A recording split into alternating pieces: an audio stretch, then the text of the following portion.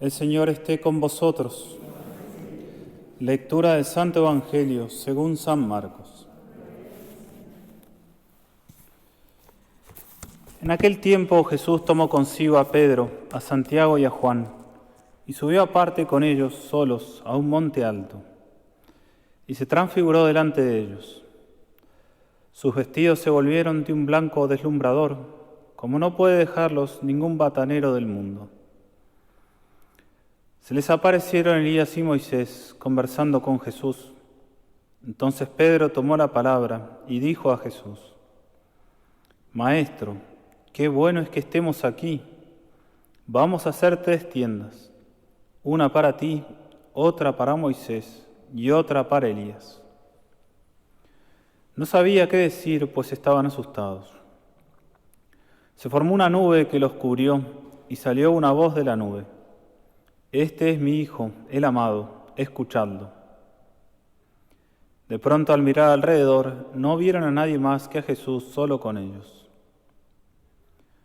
Cuando bajaban del monte les ordenó que no contasen a nadie lo que habían visto hasta que el Hijo del Hombre resucitara de entre los muertos.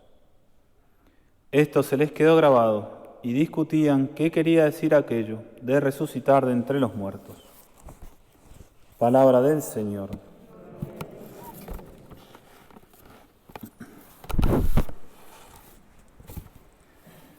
Siempre para el segundo domingo de Pascua de Cuaresma, se lee el Evangelio de la Transfiguración del Señor, el misterio de la vida de Cristo, donde resplandece toda su divinidad. Y uno tranquilamente podría preguntarse de qué va esto en la Cuaresma. Todos sabemos ya que la Cuaresma es un tiempo de conversión, tiempo de penitencia. Si es un tiempo de conversión, eso implica mirar nuestro interior, buscar nuestras miserias para remediarlas con la gracia de Dios. El medio generalmente para vencernos a nosotros mismos, vencer los pecados, es imitar la pasión de Cristo, es decir, hacer sacrificios, mortificarse, buscar morir uno mismo. Y de pronto la Iglesia nos propone en este segundo domingo de Cuaresma este Evangelio donde todo es luz, donde hay más gozo y alegría que dolor y sufrimiento, donde todo nos inspira más en pensar lo lindo del cielo que pensar en nuestros pecados. Bueno, evidentemente no es una casualidad, no es que no había más evangelios que poner y por eso tenemos esto, ni tampoco es un error. La Iglesia en las cosas de la Santa Misa es muy cuidadosa, ¿no? Está todo muy pensado. Entonces, ¿por qué es que el segundo domingo de Cuaresma leemos este Evangelio de la Transfiguración del Señor? Donde hay tanta alegría. San Pedro estaba tan alegre que quería hacerle una tienda a Moisés y Elías, que se habían aparecido, que ya estaban en el cielo, y quería que se queden con él ahí en la tierra. Bueno, la razón por la cual la Iglesia nos pone en el segundo domingo de Cuaresma la Transfiguración es porque el mismo Cristo en su vida estableció en cierta manera una relación entre entre su pasión y la transfiguración. La transfiguración de Cristo y la pasión de Cristo, lo que nuestro Señor va a hacer al final de su vida, con lo que nos salva de nuestros pecados, van un poco de la mano. ¿Por qué podemos afirmar esto? Bueno, la clave está justo en un versículo que nos falta de este Evangelio, que es el versículo anterior. Esto que acabamos de escuchar es el capítulo 9 de San Marcos, pero empezamos del versículo 2. En el versículo 1, entre otras cosas, San Marcos dice: luego de 6 días, y viene ahí a contar esto de la transfiguración. Es decir, que la transfiguración sucede 6 días después de algo muy importante. Cuando los evangelistas ponen datos así de precisos, el número de días, es porque hay hechos importantes en el medio. Porque si uno lee los evangelios, por lo general, cuando van relatando la vida de Cristo, hay muy pocos datos cronológicos, de fechas. Casi que no hay fechas en los evangelios. O dicen, bueno, Cristo hizo esto y luego fueron allí y luego fueron allá, pero no nos dice, bueno, estuvieron tantos días allí, tantos días acá, era tal día, era tal otro. Pero en este caso sí. San Marcos dice, 6 días después está esto de la transfiguración. 6 días después de qué? Bueno, lo que sucede 6 días antes, y a lo que se está haciendo referencia San Marcos, es lo que se conoce como la confesión de Pedro y el primer anuncio de la pasión. Esto por lo general se suele leer a mitad del año, según el año que toque, pero yo creo que todos lo recordamos. Es cuando Cristo pregunta quién dice la gente que es Él. Los apóstoles dicen, bueno, algunos dicen que eres Elías, otros que un profeta, otros que Juan el Bautista. Y bueno, ¿y ustedes quién dicen que soy yo? Y ahí San Pedro confiesa, la confesión de Pedro, reconoce a Cristo como el Mesías. Tú eres el Hijo de Dios vivo, tú eres el Mesías. Con eso nuestro Señor le promete a San Pedro ser el primer papa. Bueno, tú eres Pedro, sobre esta piedra edificaré mi iglesia, etc. Inmediatamente después de eso, Cristo hace el primer anuncio de la pasión. Hasta ese momento nuestro Señor había ya predicado, hecho milagros, todo, pero nunca había mencionado nada de la pasión.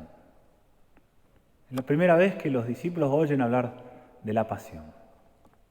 Cristo les dice, bueno, han reconocido que yo soy el Mesías, perfecto. El Mesías, yo tengo que ir a Jerusalén, voy a ser entregado a los romanos, voy a sufrir mucho, voy a ser crucificado y voy a resucitar al tercer día. Primer anuncio de la pasión de Cristo. Y para entender lo que estamos diciendo, de que ahí está un poco la clave de por qué Cristo quiso transfigurarse y por qué la Iglesia nos pone esto en medio de la Cuaresma, hay que recordar la reacción que tiene San Pedro ante ese anuncio. San Pedro se escandaliza de Cristo. No le entra en la cabeza de ninguna manera que el Mesías tuviese que sufrir. Dice, no, Señor, eso jamás te va a pasar, lejos de ti, tal cosa. San Pedro no podía concebir que el Mesías tuviese que sufrir para lograr su misión, para alcanzar la victoria. Era, como ya hemos dicho tantas veces, la idea que tenían muchos judíos de un Mesías puramente terrenal y victorioso, triunfador en este mundo.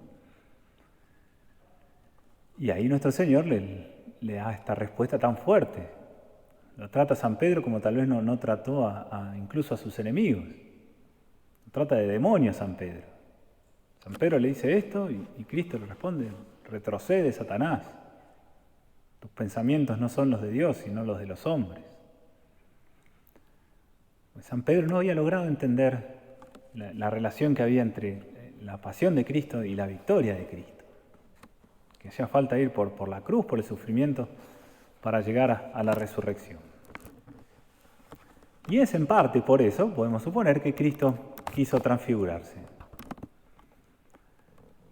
Lo que hace Cristo en la transfiguración es demostrar toda su divinidad, reflejar que Él es Dios. Durante su vida mortal, Cristo eso lo ocultaba a propósito. En la transfiguración lo manifiesta. Se deja ver como Dios. Su naturaleza humana queda brillante porque está unida a Dios. Y bueno, Cristo deja manifestar eso. Lo que está haciendo es como darles un adelanto a los apóstoles. Está mostrando el final, la victoria final. ¿A dónde va a llegar el Mesías con su victoria? Y eso es para que tengan los ojos puestos en el fin y no tanto en lo que hay que pasar para alcanzar ese fin, que es la pasión. San Pedro, y podemos suponer todos los otros apóstoles, se habían quedado muy turbados con esto de que el Mesías tenía que sufrir. Tenían la mirada puesta en eso, solo en los sacrificios, solo en el sufrimiento. Cristo les está manifestando cuál es la victoria final para que pongan los ojos en eso.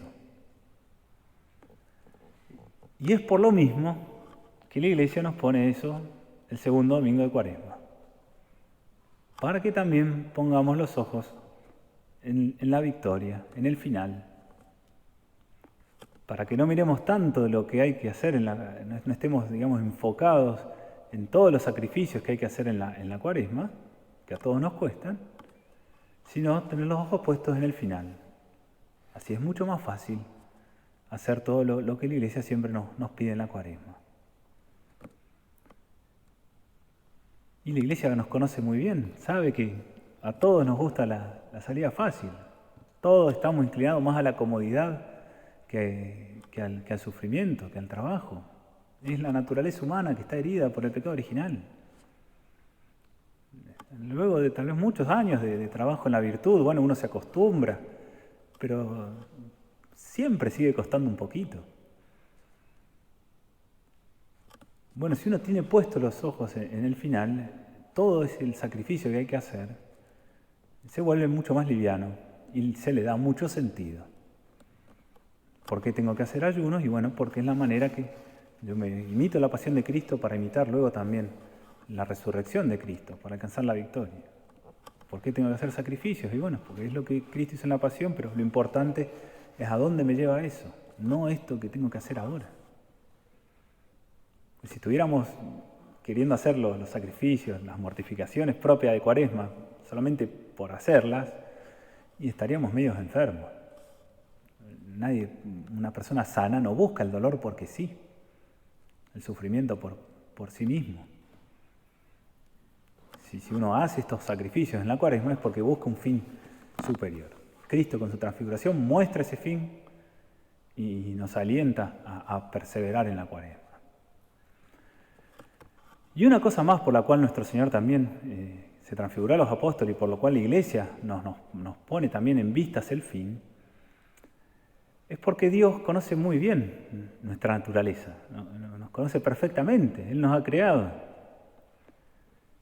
Y sabe muy bien que todo ser libre, cualquier persona, cualquier ser, seamos nosotros los ángeles, que son dueños de sus actos, cualquier ser libre siempre obra movido por un fin, siempre obra buscando algo. Cuando le preguntamos a una persona, bueno, ¿por qué has hecho esto? Y bueno, porque quería tal cosa. Siempre hay un fin. Son muy pocas cosas las que hacemos a veces sin fin, pero son lo que solemos llamar reflejos. Me toco la barba. Bueno, a veces yo no lo hago sin ningún fin, ni me di cuenta que lo hice. Pero las cosas importantes de nuestra vida las hacemos buscando un fin. Así obra el hombre, es la libertad del hombre. Y tenemos que pensar que sería muy difícil alcanzar nuestro fin, que es ver y estar unidos a Dios, si no supiéramos nada acerca de ese fin. ¿A dónde vamos a ir si no sabemos, si no conocemos cuál es el fin? O querer andar en esta vida sin fin alguno, también es medio una locura. Imaginemos que estamos en el puerto y somos una de la empresa, de cualquier empresa naviera, y viene alguien a subirse al barco y me dice, bueno, pero este barco va a tal lado, ¿usted se dirige hacia ese lugar? No, me quiero subir al barco. Pero no, esto tiene un destino, usted tiene que saber a dónde va. No me importa saber a dónde voy. Yo quiero subirme en el barco. Bueno, andar por la vida sin tener un fin al cual uno se dirige, un objetivo en esta vida, es lo mismo que esa persona que quiere subirse a un barco sin saber a dónde va. Todos pensaríamos o tiene algo entre manos, algo que no quiere que nos enteremos, o está medio loco.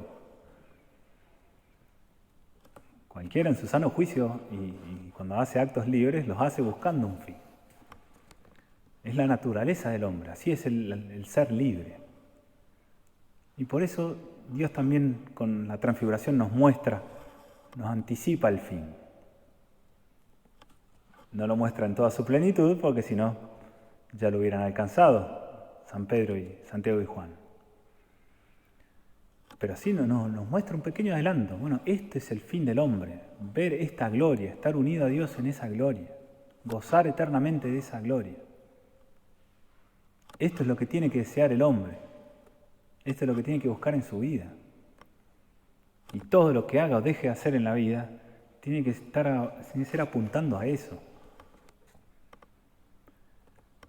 Por eso muchas veces cuando nos cuesta hacer las cosas que son difíciles, cuando nos cuesta sacrificarnos, cuando nos cuesta renunciar a cosas, cuando nos cuesta morir a nosotros mismos, muy probablemente sea que estamos perdiendo de vista el fin.